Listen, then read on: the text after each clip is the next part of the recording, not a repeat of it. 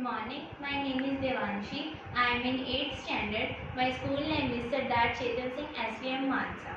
My today's topic is crop production and management. So first of all, what is a crop? When plants of same kind are grown and cultivated at one place on a large scale is called a crop. Cultivation of crops involves many practices undertaken by farmers over a long period of time. These tasks or practices are known as agricultural practices. So first task is preparation of soil. This is the first step before growing a crop. First task in the process is to turn the soil and loosen it.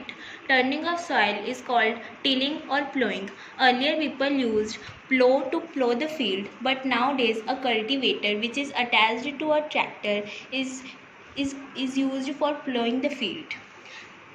The next step is sowing. For this purpose, good quality seeds are selected which are clean, healthy, of good variety and give high yield. Tools for sowing seeds are traditional tools shaped like funnel, but nowadays a seed drill is used for sowing the crops. The next step is adding manure and fertilizers. The substances which are added to the soil in the form of nutrients for healthy growth of plants are called manure and fertilizers. Manures are organic substances obtained by the decomposition of plants and animal waste, whereas fertilizers are chemical and inorganic salt. The next step is irrigation. The supply of water to crops at different intervals is called irrigation. Earlier people used chain pump, moat, thekli or rahat to irrigate the crops, but nowadays sprinkler or drip irrigation system is used to irrigate the crops.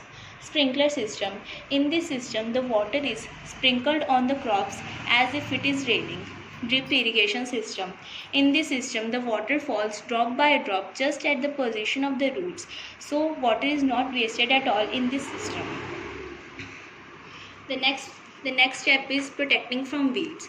The undesirable plants that grow naturally along with the crop is called weeds, which are to be removed. Otherwise, our own crop not get sufficient water, sunlight and nutrients from the soil.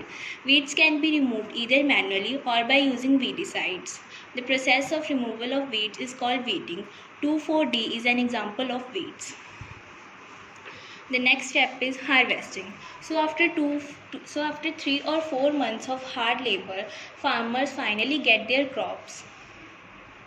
The process of cutting of crops when they are mature is called harvesting. In a harvested crops, grain seeds needed to be separated from the chaff. This process is called threshing, which is done by a combine. Combine is in fact a combined harvester and a thresher which can harvest as well as thresh the harvested crops. The next step is storage. Farmers store food grains. Farmers store food grains in jute bags or metallic bins. For large quantity storage of grains, silos and granaries are required to store food grains and to protect them from insects, microorganisms and pests. So with this model, we understand how food is produced with hard work and labor.